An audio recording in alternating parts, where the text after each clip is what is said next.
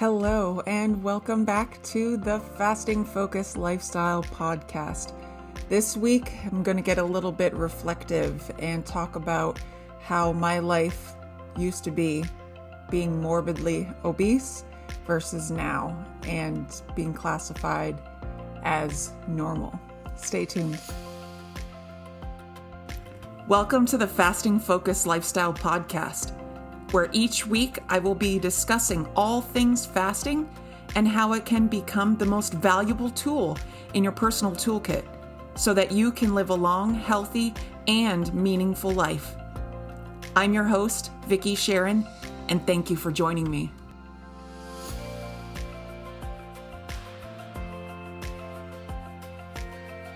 So I have this picture, and this picture is one of the more significant photos of my past and my childhood, adolescence, really. I was 16 years old. I was at my mother's apartment where she lived with her boyfriend.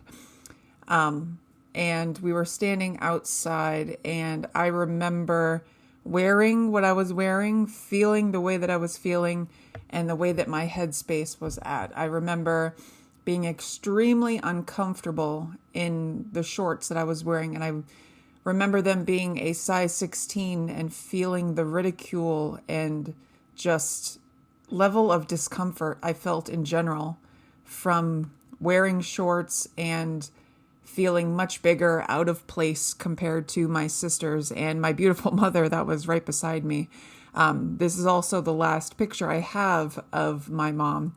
It was taken, I see on the back here, because, printouts used to do this. Photo was taken in July of 2000, and she passed away in September of that same year. So this photo is like doubly hard, and it's also really meaningful. It's like challenging, difficult, emotional, but also inspirational for me, because there were lots of times I couldn't stand looking at myself in this photo. But now my mindset has changed to see it as a means to motivate and inspire me to keep me where I'm at, to avoid going back to where I was, how I felt, and all that in this photo especially. I feel very grateful, very, very grateful to have found this lifestyle when I did, to have implemented it the way that I did.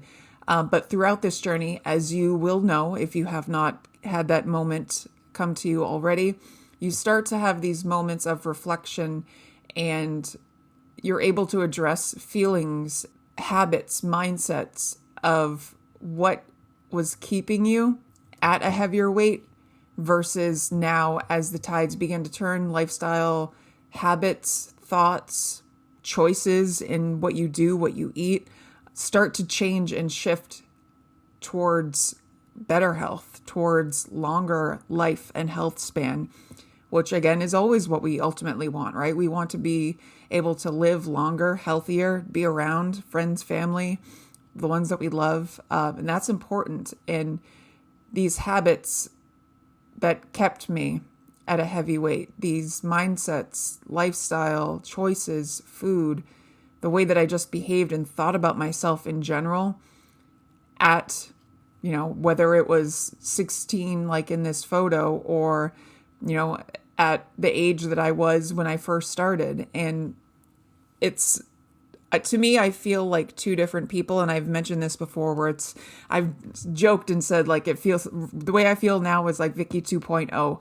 And I mentioned it in previous episodes where I talked about how I used to hide a lot. I used to be a kind of secretive, emotional eater. So where people would not be around or watching me, that was my level of comfort, where it gave me permission really to feel like, oh yeah, this is, nobody's looking, so I'm just going to grab a couple extra, or I'm going to snag some and walk over here where nobody else is, so I can just be by myself and just mindlessly eat whatever it was that was available at the time.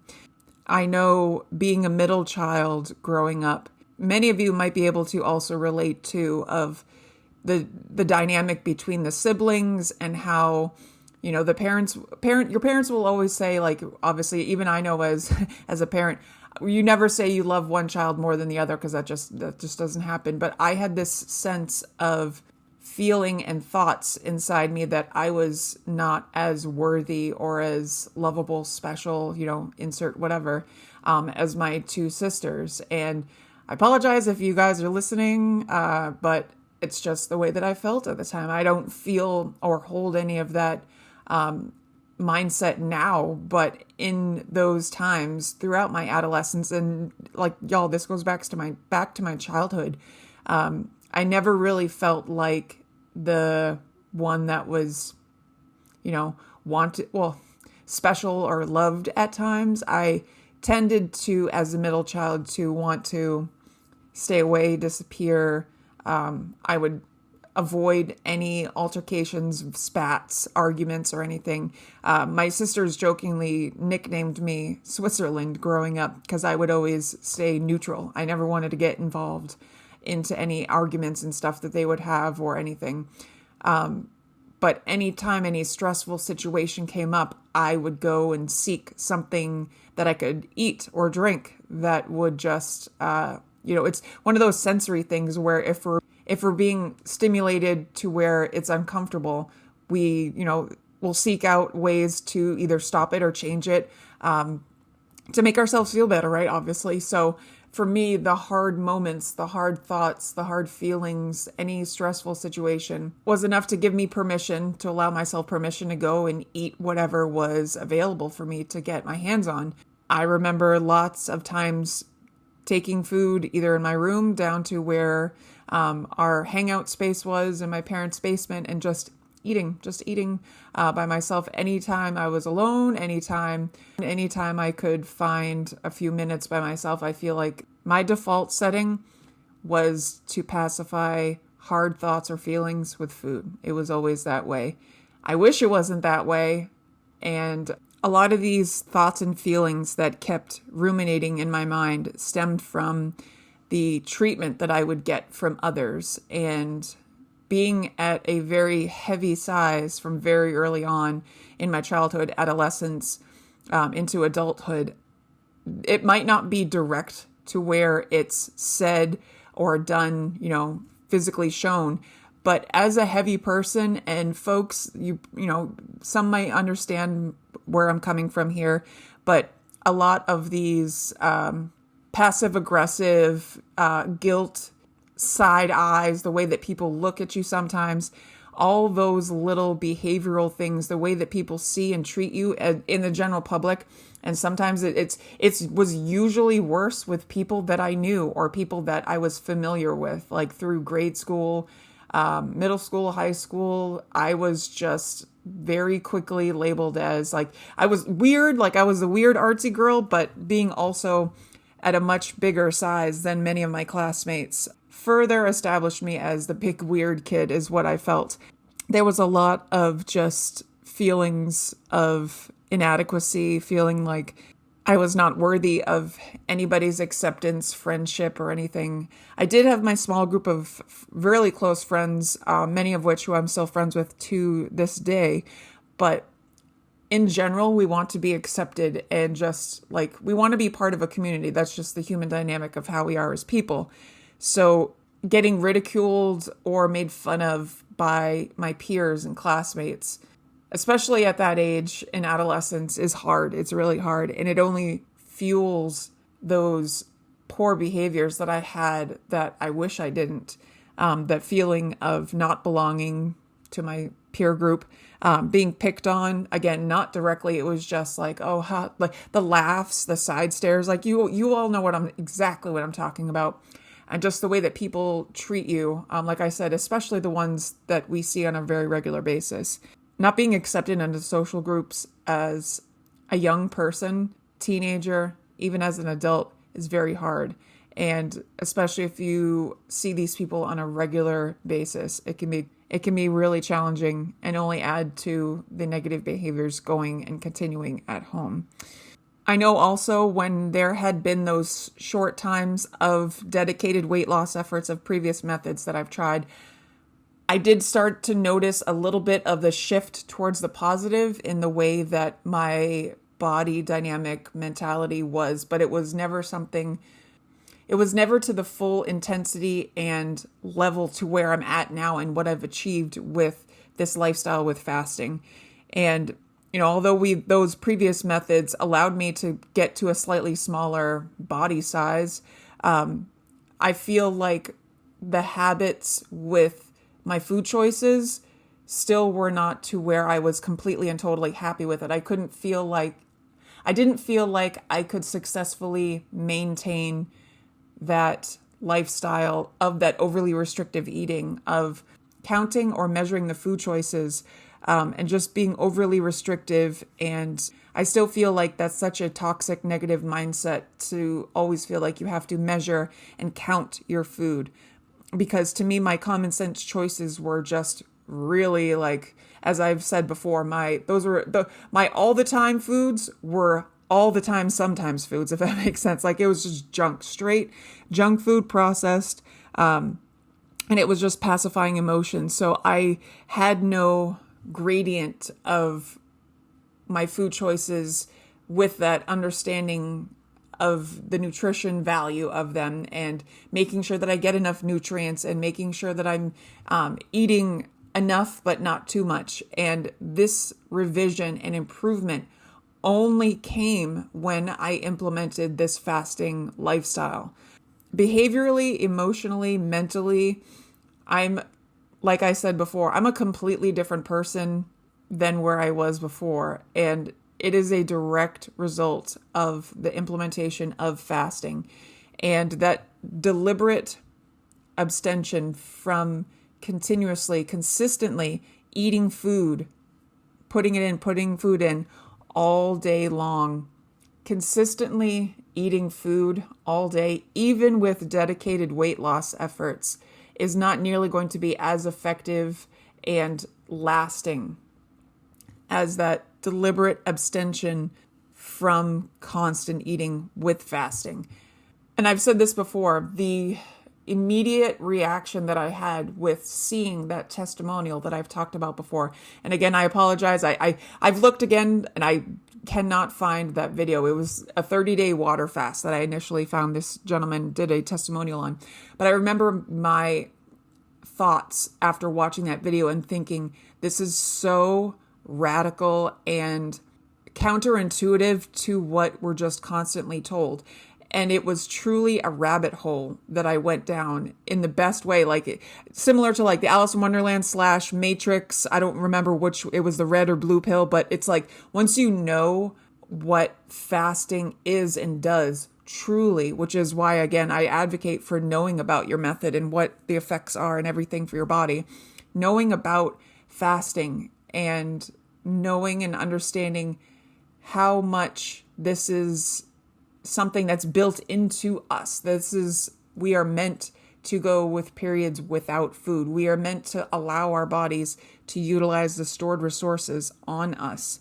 Slowly, over time, that revision and headspace of feeling inadequate, feeling helpless, feeling unworthy, not valued, not respected, wanted by the people around us, that as odd and as unrelated as it may sound, making the conscious, deliberate choice to start with just a 16/8 and deciding, okay, for my whole life, I've had a super big savory breakfast. I've had the drinks, breakfast, this, that, or whatever, an oatmeal. Maybe you are the type of person to habitually need a bowl of cereal, oatmeal, whatever.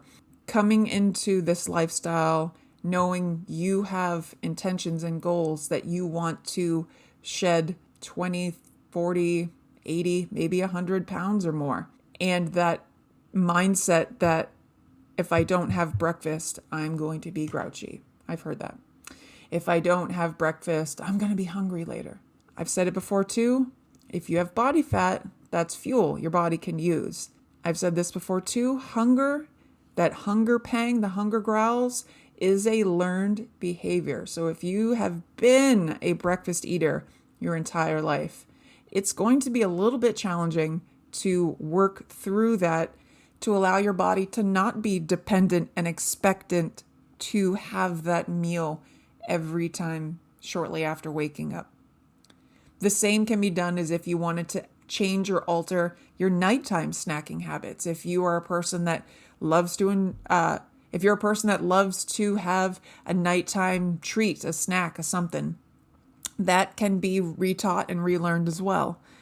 And these behaviors and mindsets that keep us to a heavy, overweight classification can be changed. They absolutely can be changed with little steps, with deliberate choices. And every one of these choices, when you make them and you're successful in keeping them, remind yourself that you're doing this. Give yourself some kind of praise, some kind of form of congratulations every time that you say no when you typically say yes to a food indulgence moment, or when you have a moment that you're choosing to be more physically active and, removing yourself away from unhealthy behaviors or choices. Celebrate that and congratulate yourself, because these little beautiful accomplishments are going to add up and stack up as as I say, collect them, right? You're going to collect them and add them to your experience files in your mind, because you're being so aware on this journey. As you get further and further along, you develop this deep appreciation for the transformation that's happening inside your body. And the more you take accountability and present awareness for the changes that are going on, the more likely this will stay permanent, because you are treasuring and loving and valuing all these steps in the right direction. And it should not be, it's going to be, again, as I've said before too, it's not going to be in alignment with the way that diet culture works in general. It's not going to be a quick, glamorous, sexy, like, oh, this is so wonderful, and like in however many days. We have to remember that this journey is a marathon and it's not a sprint. We have to remember that what got us to where we are in starting, for most of us, where we are when we first start was not a short time period. It was a long time for many. For those of you that were like me, that struggled with being overweight their entire life, know exactly what I'm talking about. Slow, steady progress, like the tortoise and the hare story, y'all. Like, go slow, savor this. Understand that you will morph into you 2.0. You will morph into a better, revised, improved version of yourself. The hardships that many experience with being obese, they can change with deliberate attention to each one along your process, along your journey. And they should be dealt with one at a time. It should be one step at a time. And you become empowered on this journey. There's a sense of empowerment that evolves into you the further along that you get on this journey. So when I look at these older pictures of myself, and boy, I've got a lot of them, I remember, as I said, I remember my headspace in a lot of these photos. I remember the way I felt. I even remember in some of the photos, the food that was nearby. As messed up as that is, yeah. I don't feel the same way about myself now as I did, as I did in those photos. And a lot of them are still really hard to look at, so I keep them close but far enough away where I will have them if I want to look back at them. I hope you all are taking photos and savoring your evolution through this process, because it's important still. And even though it does get me a little bit choked up, I do like to look at my photos from time to time of when I was much heavier, because it allows me to reflect and appreciate how much hard work and improvement, repair, restoration, fixing I've done from head to toe, and how much I love and appreciate where I'm at now, to the point that I won't allow myself to ever go backwards ever again. And this is what I want for folks, for themselves. I've said and shared this many, many times. What I've achieved is completely above all my expectations that I had for this lifestyle. coming into fasting and finding it and thinking, oh, it's just going to be another thing I'm going to give a real good effort to, but it'll eventually fall away. Like in the back of my mind, like I would say about 75%, like, woo, I'm going to do it. But that 25% was like, nah, girl, this is just going to be another failed method. You know, that harsh critic, inner harsh critic that we have of ourselves, that harsh critic is probably like a 0.1%, if that. And she stays pretty dormant and quiet inside my mind, because it over time loses power.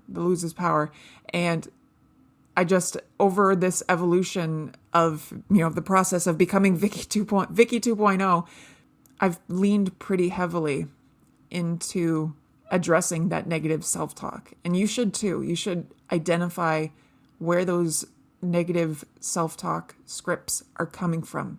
Dismantle them, and know that you can achieve incredibly beautiful things for yourself on this journey. It's possible. It's really possible. Everybody's going to have a different path, a different journey, but y'all embrace this. This is absolutely freaking life-changing stuff here. It's incredible. And our bodies know exactly what to do. Fasting is it, y'all. Like, just let the balances happen and let you 2.0 evolve from within. You can do this.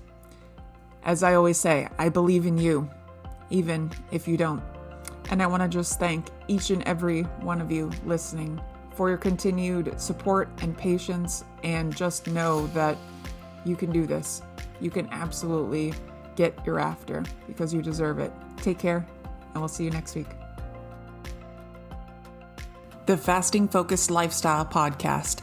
Copyright 2023.